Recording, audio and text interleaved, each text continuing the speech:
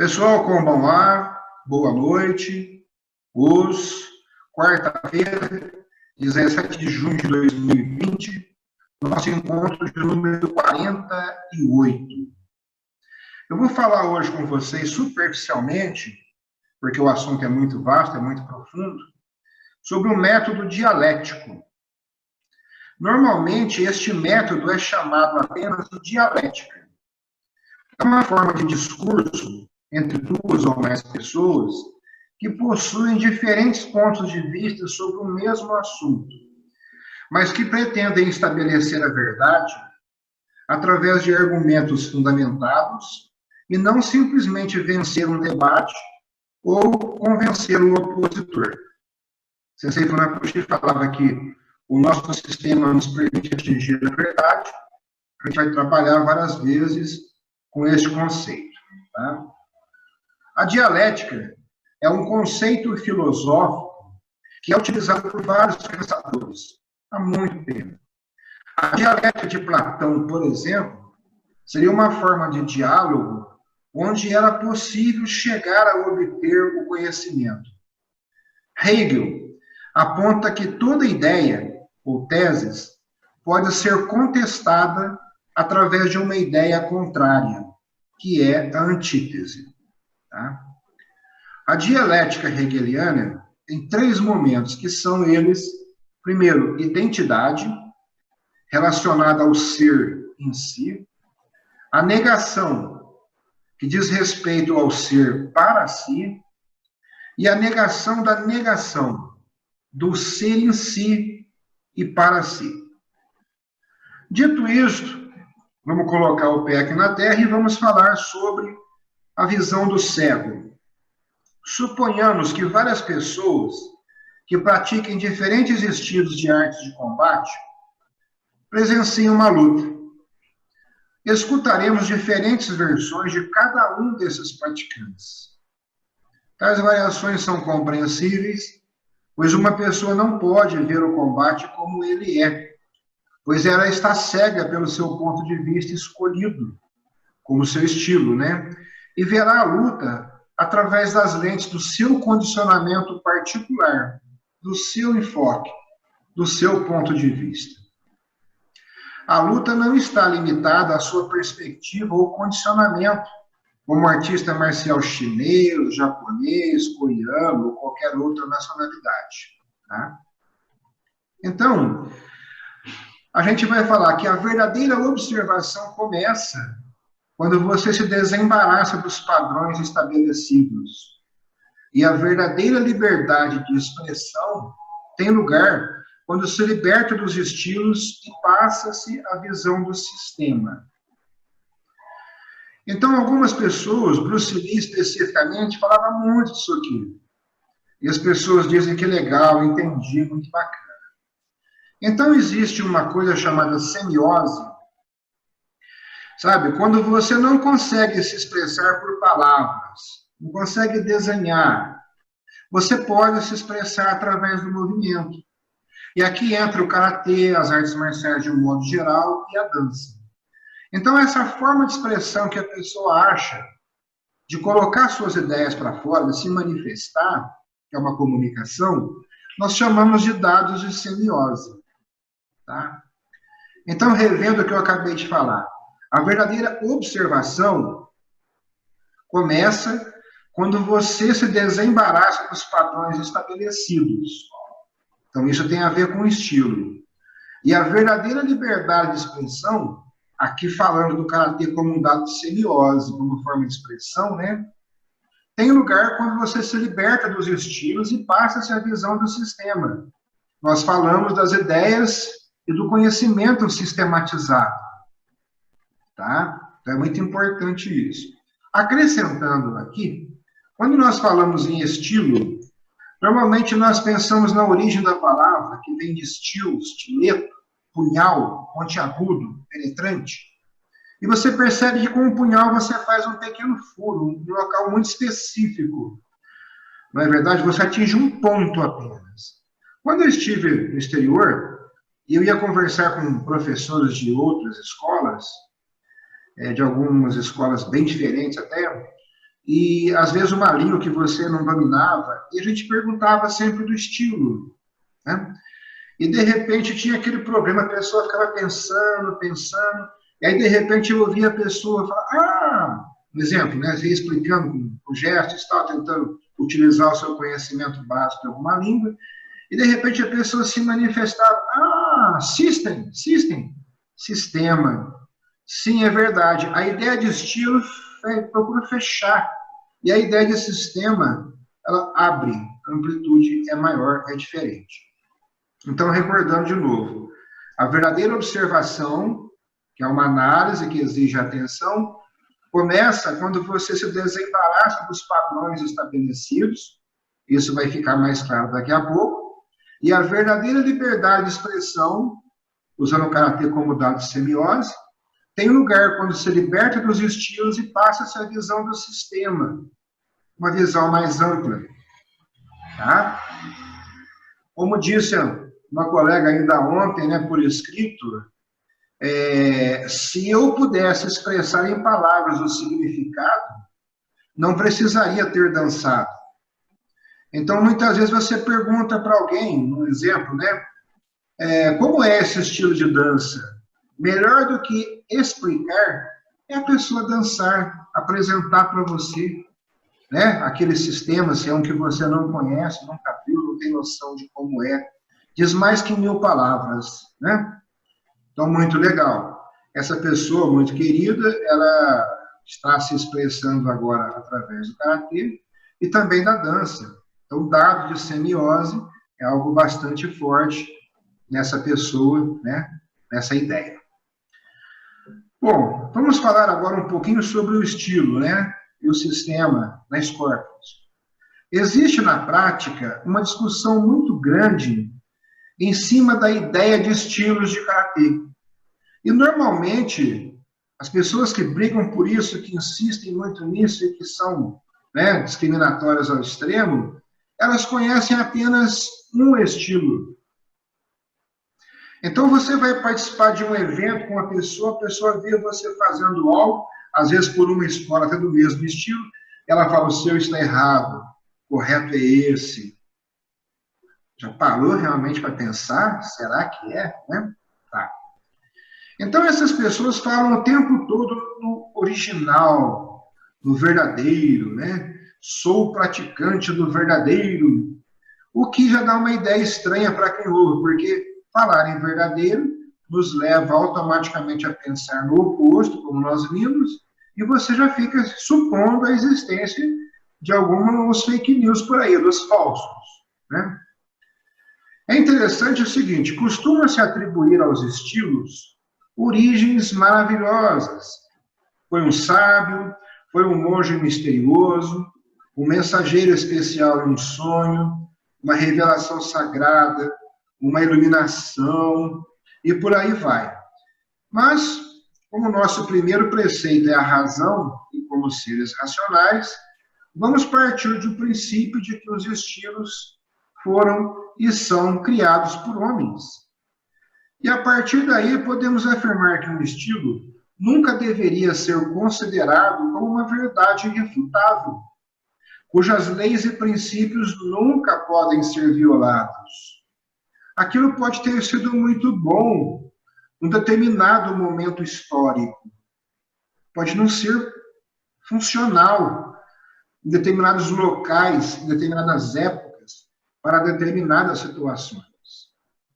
O homem, o indivíduo vivo, criador, é sempre mais importante do que qualquer estilo. É concebível que após muito tempo de prática, um determinado artista marcial descobre alguma verdade parcial.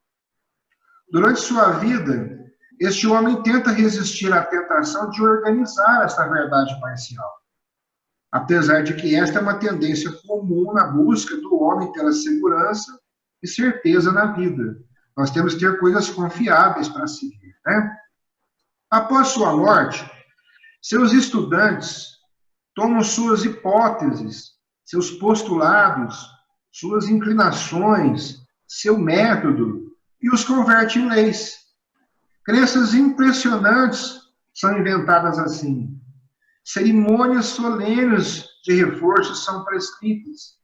Filosofia e padrões rígidos formulados, e assim sucessivamente, até que finalmente uma instituição é erigida. Assim, o que se originou com a instituição de algum tipo de fluidez pessoal foi transformado em conhecimento solidificado, fixo, completo, com respostas organizadas, classificadas, apresentadas em uma ordem considerada lógica num determinado momento histórico. Tá? O que é este momento histórico, essa situação geográfica que vai afetar? Eu já comentei com vocês, houve uma época em que na nossa cidade tinha apenas o judô. Então a gente se preocupava bastante com a parte corpo a corpo. Depois cresceu muito a capoeira. E aí você então se preocupava em como você pode, num combate com um praticante dessa modalidade, se encaixar ali. E aí a coisa vai crescendo, crescendo, né? Alguns sistemas novos surgiram daí, tá? Ao fazer assim, da forma que eu coloquei, né, sobre como acontece na sequência, os bem-intencionados seguidores leais não só fizeram deste conhecimento um altar sagrado, mas também uma tumba na qual enterraram a sabedoria do fundador. Eu disse que o Sensei Funakoshi falava muito de atingir a verdade, e ele falava também, vocês têm que evoluir, têm que criar em cima do que eu já deixei pronto para vocês. Isso não é algo estático. Em praticamente todos os livros dele, a gente encontra essa colocação.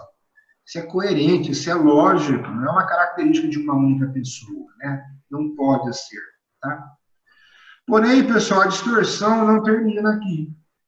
Em reação à verdade do outro artista marcial, talvez um discípulo insatisfeito, né? Um ex-discípulo insatisfeito, organiza uma aproximação oposta, tal como o estilo flexível frente ao estilo duro, a escola interna frente à escola externa, e todas essas tonteiras separatistas. Né? Se esta facção oposta se converte em uma grande organização com suas próprias leis e padrões, começa uma rivalidade, com cada estilo afirmando possuir a verdade e descartando todos os demais. Nós começamos falando de dialética, e isso aqui é exatamente um processo dialético. Então, quando se fala em dialética, a gente trabalha inicialmente com tese. O que é tese? É um substantivo feminino, significa assunto ou tema, é o que se propõe discutir ou debater. É uma proposição que se faz para ser defendida caso haja contestação. A tese é uma afirmação ou situação inicialmente dada. Aí o que acontece? Vai surgir o segundo momento, que é a antítese, ou a antitese, né? A antítese é uma oposição à tese. É uma ideia oposta. É aquele aluno que eu falei, né? Aquele discípulo insatisfeito que saiu e tentou mudar. Do conflito entre tese e antítese, surge a síntese, que é a síntese, a junção das duas. É uma situação nova que carrega dentro de si elementos resultantes deste choque. Então, acrescentando aqui, que a dialética é um conceito filosófico, como nós colocamos no princípio, que é utilizado por vários pensadores. Falamos que Platão utilizava o diálogo como forma de se obter o conhecimento, e Hegel já coloca que surge uma ideia, ela é contestada e por aí vai.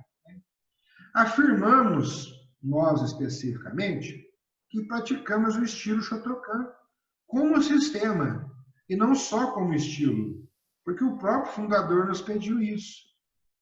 Então, revendo, nós temos uma tese, é gerada uma crítica, um movimento contrário, que é a antítese. E aí, como seres racionais, surge a reflexão, né? Você analisa tudo mais, e em seguida nós temos a síntese, que é o quê? É uma forma melhorada de conhecimento, é uma ideia melhor. aprimorada, evoluída. Esta síntese agora vai acontecer o seguinte: a pessoa começa agora a frequentar a escola. Essa síntese para ela é tese. Ela passa a ensinar isso, vai surgir alguém que vai criticar, vai entrar com antítese. Se utilizar do método racional, vão passar pela reflexão e vai resultar numa nova síntese. E assim, indefinidamente, o negócio não para. O que a gente conclui, então, é que o conhecimento, como eu disse, não para. É algo vivo, em constante evolução. Está se construindo e reconstruindo o tempo todo. Esta deve ser a nossa visão de sistema. Tá? Então, posso afirmar que o ser produz a si próprio o tempo todo. E o estilo, como sistema, se produz também, se reconstrói o tempo todo. Então, houve um momento na história da filosofia em que o pessoal começou a discutir um assunto que, dependendo do enfoque, do ponto de vista, como se analise, pode ser muito atual. Um determinado grupo começou a afirmar: só existe, só há o ser. O passado já foi, não volta. E o futuro pode não vir a acontecer. Então só existe o ser, ou seja, só há o agora. É uma tese, né? O outro grupo observou e falou: não existe o ser, só há o devir, o vir a ser. Porque quando você disse só existe o presente, ele já acabou. Agora já é um outro momento. Então, durante muito tempo, ficou uma briga muito grande em cima desses conceitos, né? Por isso que nós estamos colocando que o ser produz a si. Então, se lembrem que falei, praticamos o estilo Shotokan como sistema e não só como estilo. E o próprio fundador nos pediu isso. Então, existe o eu existo, estático. Muitas pessoas gostam muito do termo Fudoshin, que é mente inamovível, e eu não gosto muito da forma que é utilizado, porque é sem movimento. É a pessoa que vai ficar seguindo aquele sistema, aquela escola que tem 10 mil anos de existência, como sendo super atual. Aquele é o original, aquele é o verdadeiro. Tá? Então, o que acontece? Eu coloquei que existe o eu, que é estático, né? Mas se eu aceito o tempo todo a evolução, eu aceito a crítica com atenção, faço uma reflexão, que é uma atenção para dentro, e chego a um conhecimento novo no tempo histórico, que é a síntese. Entendam bem, não é ficar mudando de opinião. Aqui não, aqui é uma certeza. Então, o interessante aqui, quando a gente pede para quem chega que não fique tentando inventar a roda, é porque, de repente, ele vai fazer uma crítica, uma antítese, que já foi desbancada lá atrás, há muito tempo. Então, a importância de se conhecer a história das ideias da nossa modalidade, do nosso sistema, é para você não voltar a brigar por algo que já foi solucionado. Você pode, claro, ver os argumentos, caso não sejam convincentes para você hoje, de acordo com o seu conhecimento, com o seu momento histórico, aí tudo bem, né? Mas discutir por algo que já foi solucionado é uma pura perda de tempo. Agora, é interessante, tem uma outra palavra muito interessante para a gente entender bem, que é a palavra idealismo. Idealismo é uma corrente, né, filosófica que aceita uma série de coisas, mas a própria palavra já tem em si a ideia. E pelo que nós vimos que é um movimento e tudo mais, a gente conclui, você não vê a ideia, você não toca a ideia, você não escuta a ideia, você não cheira a ideia. Então eu tenho que concluir que a ideia é metafísica. Ela ultrapassa o nosso mundo físico. Ela é a realizadora do mundo. Então, treinar o espírito, ou com o espírito, é muito mais profundo do que o que as pessoas por aí querem dizer. E é através desse movimento do espírito que a história se faz. Então, quando pensamos em nossa escola como um sistema, nós aceitamos obrigatoriamente que é possível que exista uma tese que ela vai sofrer, já é certeza, né? Vai ocorrer uma antítese, nós teremos uma nova síntese. Esse é um movimento espiritual, é um idealismo. Isso sim é treinar o espírito. Então, quando você foca no inamovível, no que estava lá atrás, e não aceita essa evolução, pode até haver uma evolução física, movimentação física, mas o desenvolvimento espiritual deixou a desejar. Ouço? Muito feliz em tê-los novamente aqui. Espero que amanhã a gente esteja novamente juntos. Espero que o nosso diálogo de hoje, a nossa conversa de hoje, seja útil a vocês, melhore a compreensão do nosso sistema e que vocês possam me ajudar a reproduzir isso posteriormente. Os? Oyasumi Nasai.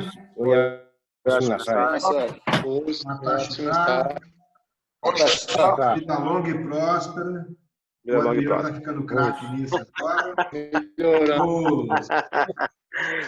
Até mais. Uma boa noite, abençoada a todos. Amém. Bom descanso a todos. Amém. Tchau.